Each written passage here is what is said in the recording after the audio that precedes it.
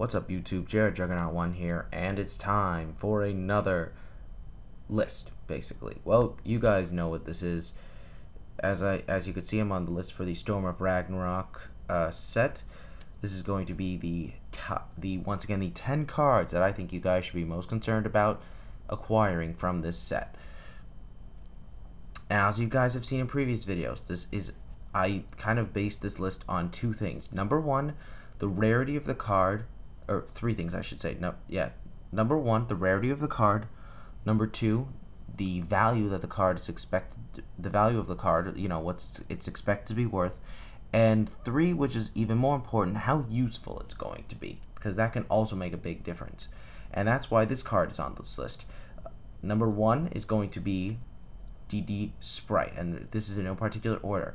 You guys remember me talking about this in my last video. I'm not going to say anything else, because you guys can just go to that video if you want to hear what I have to say about this thing. But I will say it's really good. Let's see, number two. No, that's not it. Where can I find it?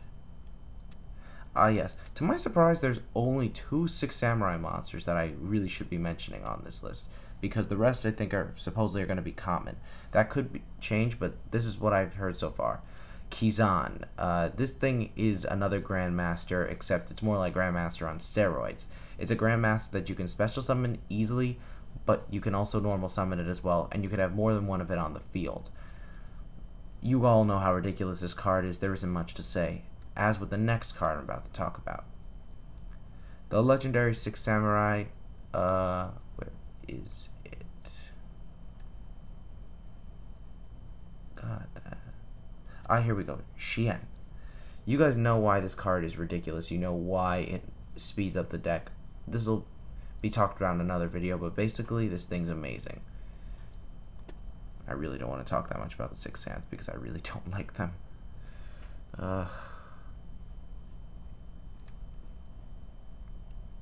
Now for the 4th card on this list.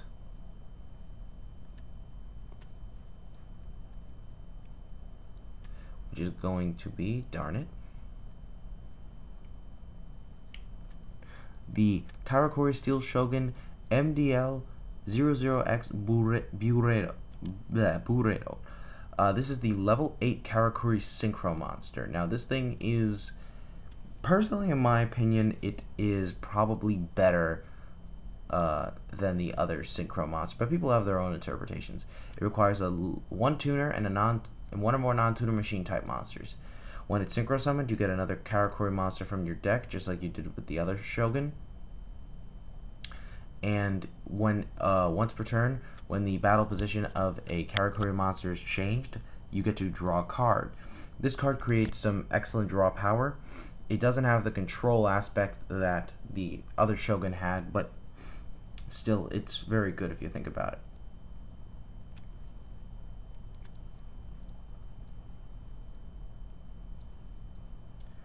Let's see. Yes, Forbidden Lands, another card I've talked about before. I was happy when I found out this was going to be a super rare, because honestly, it's very good. I know Forbidden Chalice was a card that's been overlooked and not many people play it, but I don't think this is a card that will have that issue. There are reasons why this card's amazing. It has a lot of different ways that it can be utilized, and I mean, hell, it's just an amazing out to certain quick play spells like Book of Moon, Enemy Controller, Gemini Spark. You guys know what I'm talking about. Like, simply put, this card is going to be very helpful in a lot of decks. The Golden Apples. Now, this is a card I wasn't sure how much I would like this, but honestly, it has a nice effect. When you take battle damage while you have control no monsters, you get a token that its attack is equal to the damage you took. I'll admit there's nothing that's that great about this, but it's a secret rare. Some players may try to find somewhat of a use for it. Maybe burn decks will use it. I don't know, but I definitely think it belongs on this list.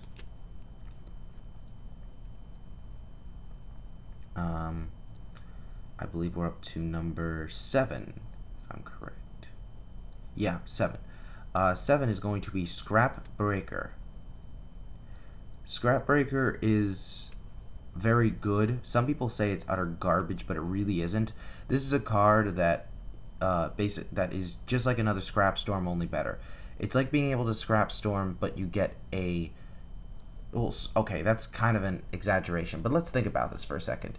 You have only a mere Scrap Beast on the field and your opponent controls a monster. Oh, I get to special summon Scrap Breaker.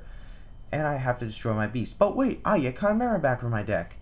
From my graveyard. Yay! I'm just saying, think about all the great plays you can make with this card. I think if, Scrap Mind Reader probably would have been a lot better had, I guess, had it been able to be used in, during main phase 1. But the effect was still very good regardless. The fact that you had to destroy a Scrap Monster really didn't hinder it that much.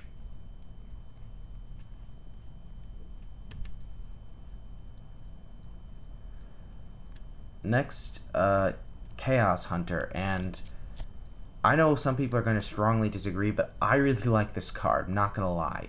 This is a 2500 beater. It can be special summoned simply by discarding one card from your hand, and your opponent cannot remove from play cards. I don't know. Maybe someone will argue that Phantom Dragon is better, but personally, I think the fact that you can discard a card, that can be very good, and I'm sure you guys will agree with me on that. That can be a very good effect, especially if you're using this like in for example, my deck, where where you go, okay, ditch Dandelion, summon Chaos Hunter, yay, and maybe the second effect, or the condition, it may not necessarily hurt your opponent much, but I think it can in many cases, depending on the deck that they're running, of course. Regardless, this thing is going to be a secret rare. It's gonna have some use, maybe against 6 Samurai, not sure, but definitely look for it. Just like this card, Max C. I don't know if this card's actually gonna be worth anything after the sneak, or I'm sorry, after 6 Samurais get hit by the ban list. But you know what? For now, you gotta pick this thing up. It's gonna be very valuable, and players are gonna be looking to side this against 6 Sams. It's a card where when you discard it from your hand during either player's turn, or send it to your hand, I should say. Send it from your hand to the graveyard. You can draw a card each time your opponent special summons a monster. Now, this is obviously going to work much better against a deck like 6 Samurais, but it could theoretically also work against Fish OTK, for example. Draw the one card you need to save yourself, buy yourself a turn. Really good. Again, my only concern is just, is it really going to be any good in the next format? And I believe, yeah, one last card, and that would be, I'm saving one of my favorites for last, Elemental Hero Ice Edge. Now, I was actually pretty disappointed when because I'm pretty sure that Elemental Hero Great Tornado is not going to be released in the set. But to be honest, I know I'm going to sound crazy, but I think it's better they release this card instead. Yeah, Elemental Hero Ice Edge. This is a card where, when it inflicts direct battle damage, you can destroy a set spell or trap your opponent controls, and then you can discard a card from your hand to the graveyard so that it can attack your opponent's life points directly this turn. Wow. Let's think about this for a second. This card gets under Bottomless. It is an Elemental Hero. It is a water monster. This thing works amazingly with Absolute Zero. Do I have to say any more? No, I do not. This is a fabulous card. Players really need to look at this. It's going to be a super rare, but trust me, you're going to want to use this in Zero. The fact that it's both a water monster and an Elemental Hero only means it's going to see more play in Zero decks. I really am glad that this card is going out. It's a nice support card. It's nothing ridiculous, though. In no way does this mean that Absolute Zero, or Elemental Hero for that matter, are going to be complete and utter shenanigans. It just means it gets a nice extra support card. This is really what the deck needs. It's more balanced than like when, say, 6 Sam's got Gateway. Yes, it ended up being balanced at the time, but look what it's done now. Releasing Ice Edge isn't going to do anything that bad. It's not going to strengthen the deck that much, but it helps. It really helps. So yeah, those are the 10 cards. I will leave them all in the description. This video may or may not be posted until after you guys have gone to the sneak, whoever watches this, but definitely keep in mind these are the cards you should really be looking for, at least in my opinion. So yeah, I'm out of here because, well, I have a stupid paper to write, but this is JR Juggernaut 1 signing out. Peace, guys.